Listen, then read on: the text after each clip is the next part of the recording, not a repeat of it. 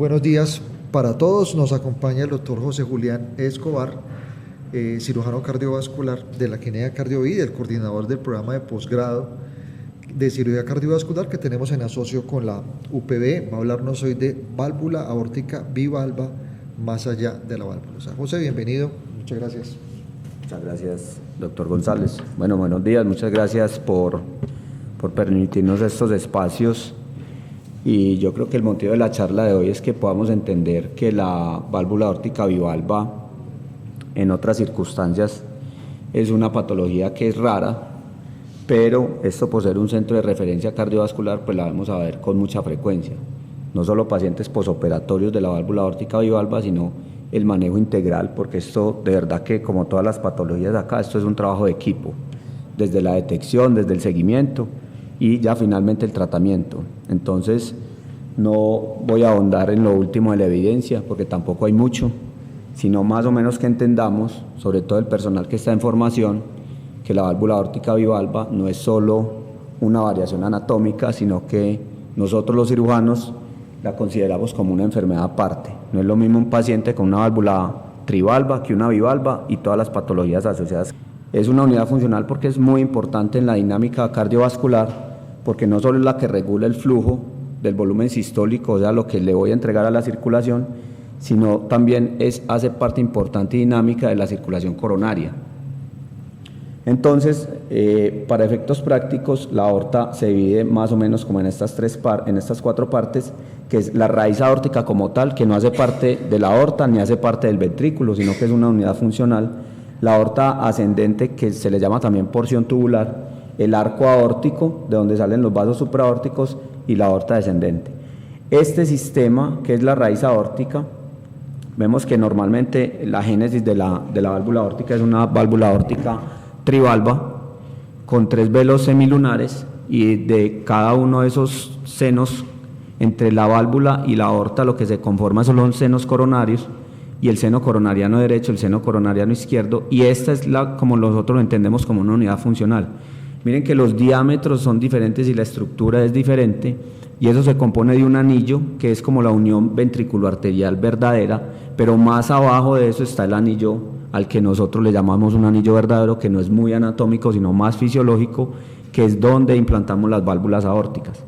Segundo, siguen los senos de Valsalva, que son estas dilataciones que son muy importantes en la diástole para la perfusión coronaria. Están las valvas semilunares, y entre las valvas semilunares hay estos triángulos, y estos triángulos van y hacen como una especie de corona sobre la aorta, y aquí ya empieza la aorta, la unión tubular, y esto se llama la unión sinotubular. Esto anatómica y fisiológicamente es muy importante porque miren la forma de los triángulos entre las valvas. Entonces, que yo tenga esto de un diámetro y que tenga esto de un diámetro es lo que me va a permitir la competencia de la válvula.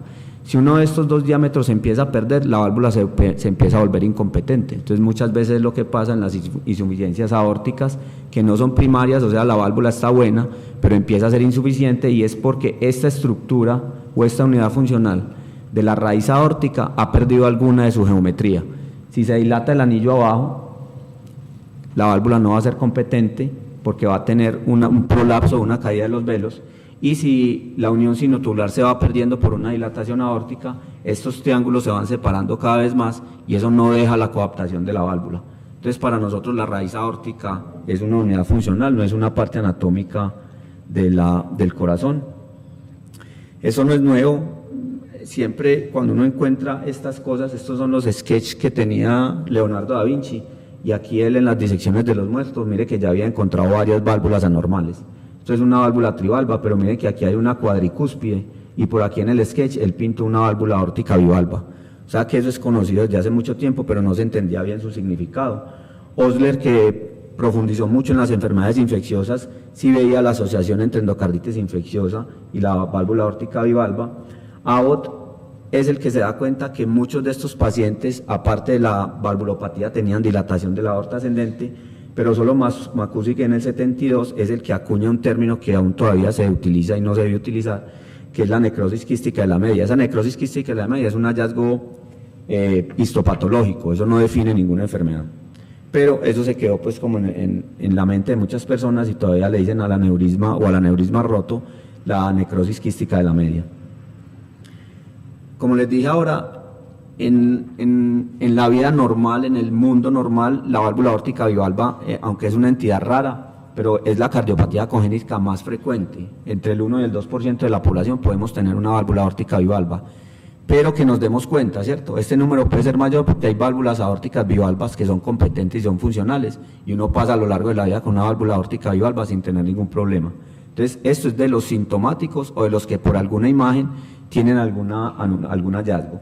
Es de predominio masculino, definitivamente casi toda la patología valvular aórtica es de predominio masculino 3-1, y miren que el compromiso extravalvular es del 45%, entonces cada que se habla de válvula aórtica bivalva uno dice la mitad de esos pacientes va a tener otra cosa diferente a la válvula, hay que buscar en esos pacientes. Ya cuando hablamos de patologías congénitas y congénitas del adulto, mire la alta incidencia que tiene, o sea, de los pacientes que uno encuentra con coartación aórtica, hasta el 75% de esos pacientes va a tener válvula aórtica bivalva. Entonces mire que eso no es solo la válvula, sino que hay debajo un componente genético y fisiopatológico. Y definitivamente en estos síndromes, que aquí también los tenemos con frecuencia, sobre todo el síndrome de Turner en la patología cardiovascular congénita, se asocian también a válvula aórtica bivalva. La etiología todavía la estamos estudiando, cuando uno va y busca en la bibliografía pues no hay grandes avances en los estudios imagenológicos y en el manejo, pero sí hay mucha literatura buscando cuál es la fisiopatología y la etiología de esta enfermedad, porque una de las conclusiones que vamos a sacar de acá es que es una patología muy heterogénea. Estos son pacientes diferentes de acuerdo a la edad, de acuerdo a la estructura anatómica que presenten y a las enfermedades asociadas. Entonces, en la mayoría de los casos pasa como una malformación esporádica o espontánea, pero sí hay unas patologías que se han seguido, sobre todo en los Estados Unidos y Reino Unido, y es una condición autosómica dominante con penetrancia incompleta. Esto asociado a un gen que es el Notch1, que al parecer tiene que ver con la formación de las proteínas de la capa íntima y de la media en la neogénesis de la válvula. Y los síndromes con compromiso de aorta ascendente. No es raro nosotros encontrar aquí pacientes con Marfan, que usualmente puede ser lo más común, y los Marfanes también pueden tener válvula aórtica bivalva, los Ehlers-Danlos y los Lloyds. No es raro encontrar estos pacientes, o una vez ya llegan en la urgencia disecados o rotos, uno encuentra que tenía una válvula aórtica bivalva y encuentra que es un paciente marfanoide. Entonces, con estos pacientes hay que abrir muy bien el ojo. Y hay otra cosa, y es que el hallazgo ecocardiográfico de una válvula aórtica bivalva no quiere decir que ese paciente tenga una válvula aórtica bivalva. ¿A qué me refiero? Que la patología aórtica degenerativa, pues casi todos vamos a tener calcificación de la válvula aórtica después de los 65 años, pero estos RAFEs de la válvula en ese proceso se pueden calcificar y se pueden adherir. Entonces un paciente sin ningún otro antecedente, con la aorta buena y sin válvula aórtica bivalva, o dicen de funcionamiento bivalva, y es que esos RAFEs se fusionan por la calcificación, pero eso no es una verdadera válvula aórtica bivalva. Esto es una clasificación, es práctica pues para los cirujanos y para los hemodinamistas que hacen TAVI, y es más o menos para usted ubicarse y tener una percepción de lo que se va a encontrar para poder hacer un reparo, un reemplazo o un TAVI en esos casos, porque esta clasificación que es de CIBER tiene que ver, como la ven, con el RAFE, en qué parte está el RAFE que no se dividió y en qué lado están las coronarias. Entonces esto no es una clasificación muy clínica. La tipo 0, mírenla ahí, es que no tiene ningún RAFE, que sería esta de acá, que es la que uno dice que es una válvula aórtica bivalva verdadera o congénita, no tiene ningún tipo de esbozo del RAFE, y ya dependiendo donde el RAFE se vaya uniendo, miren aquí el RAFE se une, esta es la otra más común, que es entre la coronaria derecha y la coronaria izquierda, el RAFE está unido, y mire que siempre es la referencia a las coronarias, entonces entre la coronaria derecha y la no coronariana, el RAFE está unido. Entonces eso nos puede dar una clasificación anatómica, pero como les digo, eso no es una clasificación clínica, sino para que sepan que existe. Como les decía, la válvula aórtica no solo son dos válvulas, sino que es un espectro de enfermedad, donde lo que más nosotros buscamos es la ortopatía asociada, pero tenemos que ver que es un paciente con una distribución anómala de los óseos coronarios. Eso es importante para el TAVI y para la cirugía. hasta el 7% pueden tener alguna malformación de las coronarias o un origen no convencional de las coronarias. Usualmente cuando uno entra a operar a estos pacientes ve que la distribución de los osteocoronarias no son simétricos, no son a la misma altura, y eso podría tener implicaciones quirúrgicas en el TAVI. Acuérdense que esto, normalmente la válvula aórtica estrivalva en general podría asemejarse a un círculo perfecto, con las comisuras cada uno a 120 grados y en las senos de Valsalva pues salen las coronarias. Pero miren que estos anillos son elípticos. Estas son fotos de acá de la vida real. Este es paciente que le tuvimos que cambiar la válvula aórtica. Miren el RAFE donde está. Por acá venía una coronaria y por acá la otra coronaria, y a diferentes alturas. Una casi en la unión sinotubular y otra muy bajita. Eso dificulta las cosas. Y si ustedes miren este anillo valvular aórtico, es como un elipsoide, y nosotros las prótesis que tenemos que poner son un círculo perfecto. Las prótesis vienen en un círculo perfecto con unas comisuras a 120 grados. Entonces eso es también un reto técnico que nosotros tenemos a la hora de implantar, y eso puede aumentar la incidencia de fugas paravalvulares, porque yo estoy tratando de meter un círculo perfecto en un anillo elipsoide. Esto es por mínima invasión. Este paciente no le tuvimos que cambiar la válvula, la aorta ascendente, pero sí tenía patología de la válvula evidente. Miren aquí el RAFE y miren cómo quedan escondidos los osteocoronarios. Nosotros tenemos que mirar dónde están esos osteocoronarios para no irlos a tapar con una prótesis. Entonces esto es un reto también quirúrgico. Y definitivamente cuando uno ve un paciente muy joven con una válvula aórtica degenerada, tiene que pensar siempre que está ante un paciente con una válvula aórtica bivalva e ir a buscar las otras patologías. Estas válvulas, por los vórtices que tienen que soportar de flujo turbulento y anormal en la eyección del ventrículo izquierdo, sufren una degeneración muy rápida hacia la calcificación. Todas estas fuerzas dinámicas hacen que esa válvula se degenere. Entonces son pacientes usualmente menores de 40 años que tenemos con estenosis o con insuficiencia valvular aórtica. ¿Qué tan frecuente es la ortopatía? Siempre hay que buscarla. Como les dije, cuando uno está ante una válvula aórtica bivalva, siempre tiene que estar seguro de que la aorta no está enferma, porque miren que casi la mitad de los pacientes tienen una ortopatía asociada. La ortopatía asociada a la válvula aórtica bivalva también es otro capítulo, mucha literatura, pocas cosas nuevas.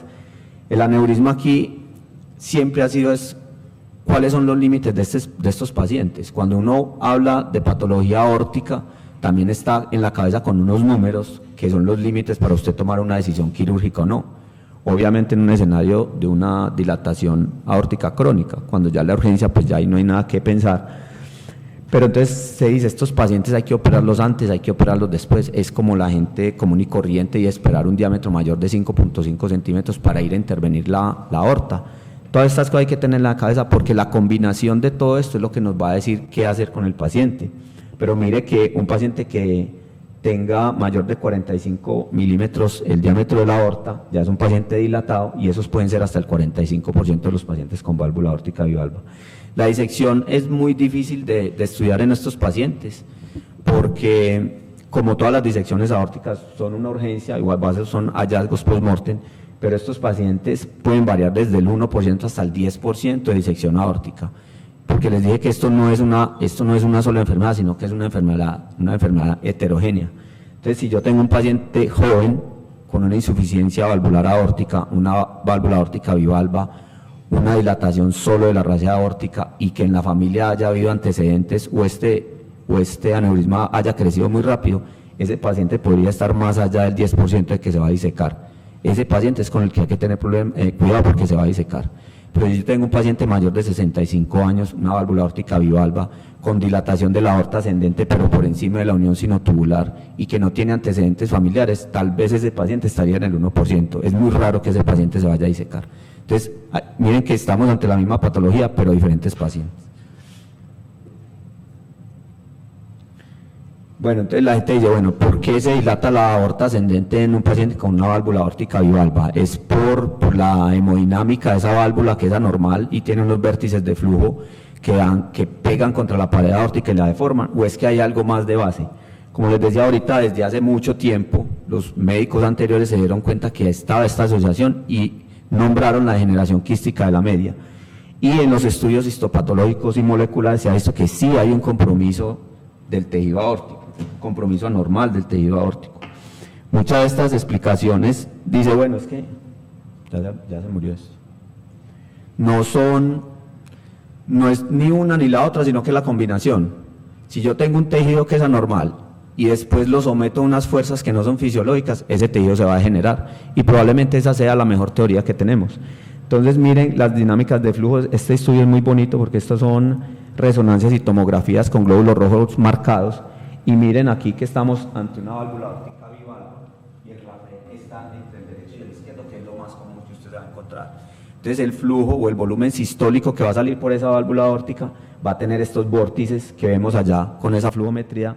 Lo que está en rojo está en mayor velocidad, lo que está en verde está en una velocidad media y lo que está en azul es una velocidad baja. Entonces miren cómo el vórtice de la velocidad del flujo que está en rojo está pegando contra la pared anterior de la aorta, y eso hace que tenga esa dilatación de la aorta ascendente por encima de la unión sinotubular. Entonces, dependiendo de esta distribución del RAFE y de cómo se distribuye ese flujo que va a salir del ventrículo izquierdo, es que usted puede tener la patología o de la raíz aórtica, o de la aorta ascendente, o del arco aórtico.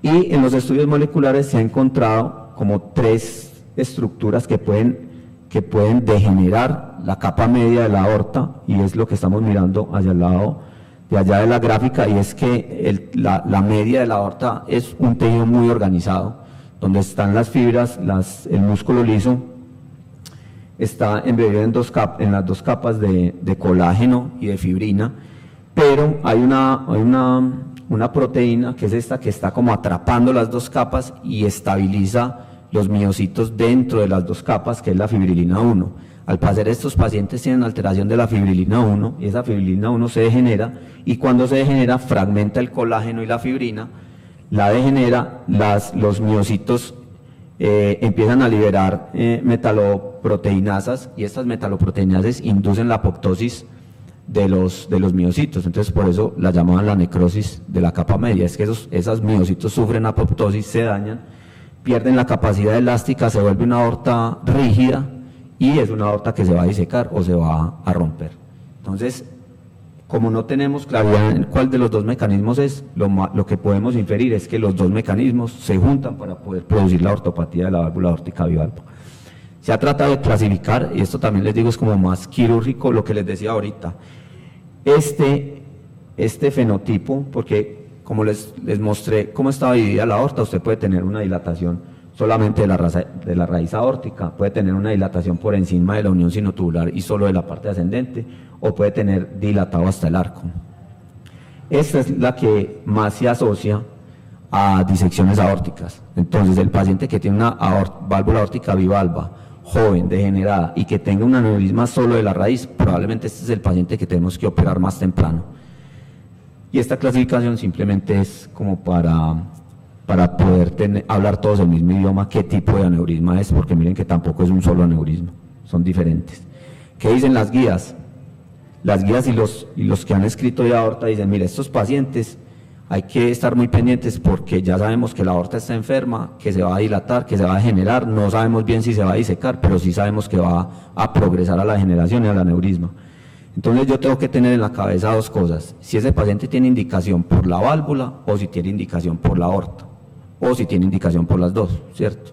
Entonces miren que es muy importante es el seguimiento estrecho de estos pacientes, porque un paciente que tenga enfermedad de la aorta puede que después se me vuelva quirúrgica por degeneración de la válvula, o al revés, que tenga la válvula enferma y se vaya dilatando la aorta.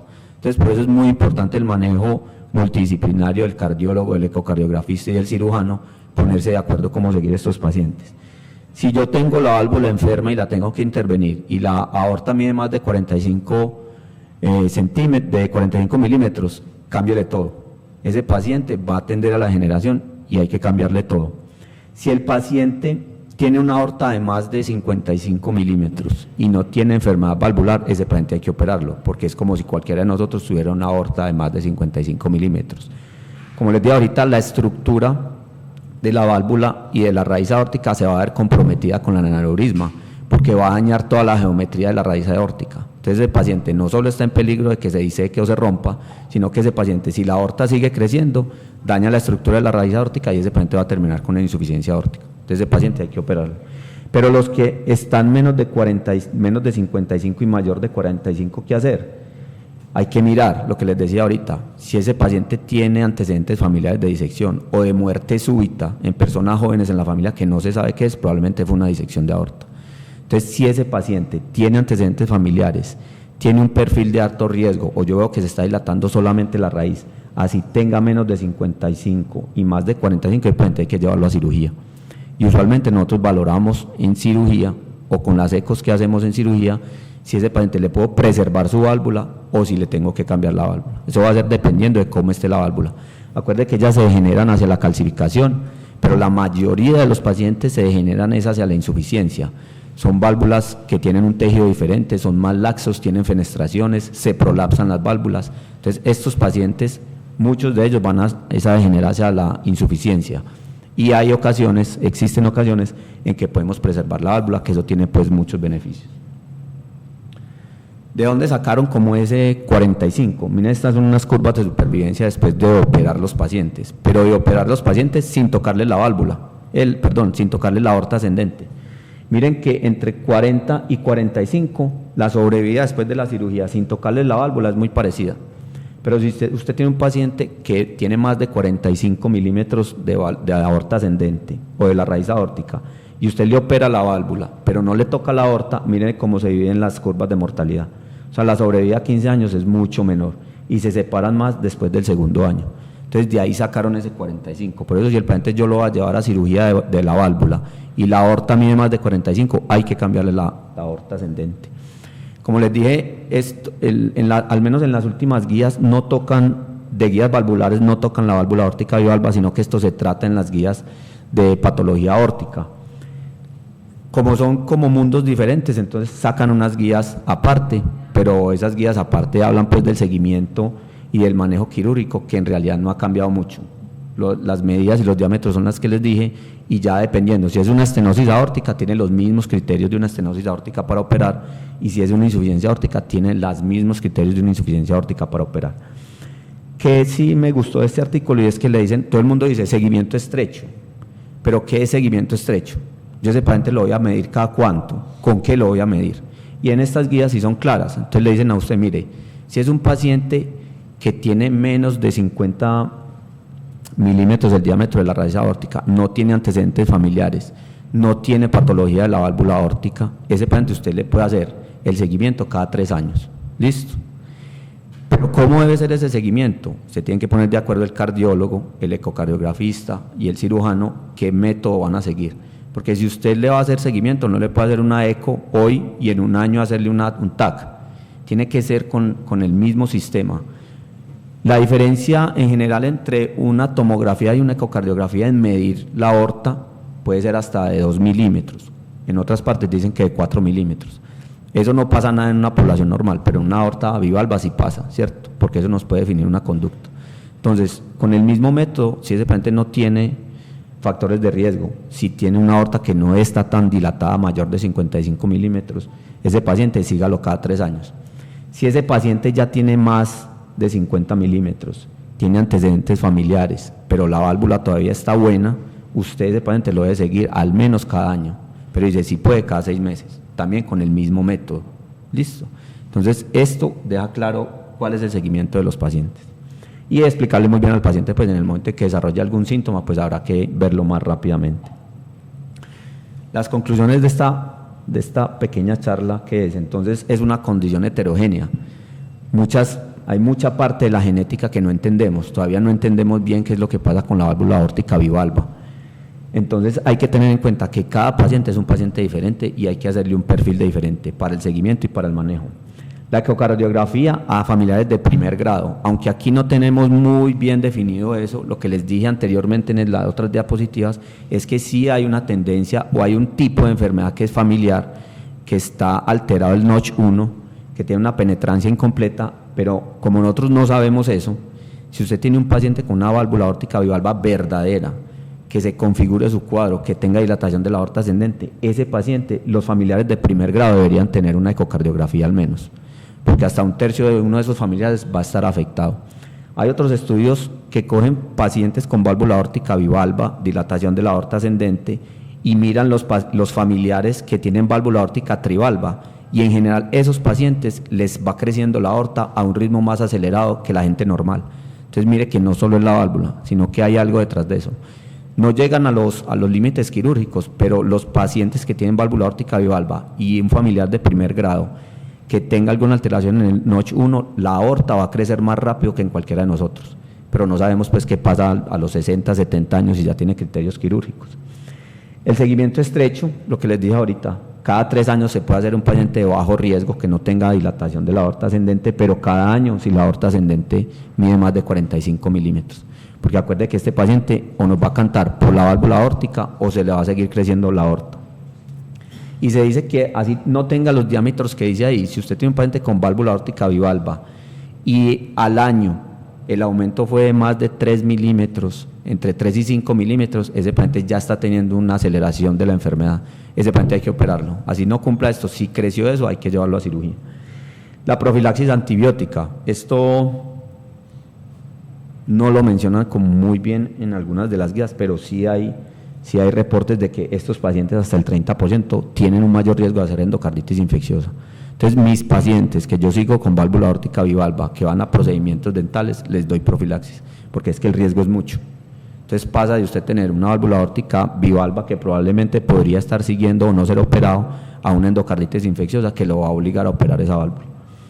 Y siempre remisión a cirugía cardiovascular. Uno ve que hay veces se quedan con estos pacientes y les hacen exámenes y cuando llegan donde nosotros ya está dilatado, ya la válvula está disfuncional. Estos pacientes no hay que dejarles coger ventaja. Entonces siempre debe estar con un cirujano cardiovascular que entiende muy bien cuál es el curso de esto, la patología, un cardiólogo y un cardiólogo también especialista en imágenes. Como siempre y en toda la patología cardiovascular, eso es un trabajo de equipo. Pero entonces cuando hay que operar los pacientes, ¿qué les podemos hacer? Esto sobre todo es para que tengan claridad en los pacientes que aquí están hospitalizados, en las notas que van a ver, y es que yo simplemente puedo llevar el paciente a un reemplazo valvular aórtico porque la válvula se degeneró.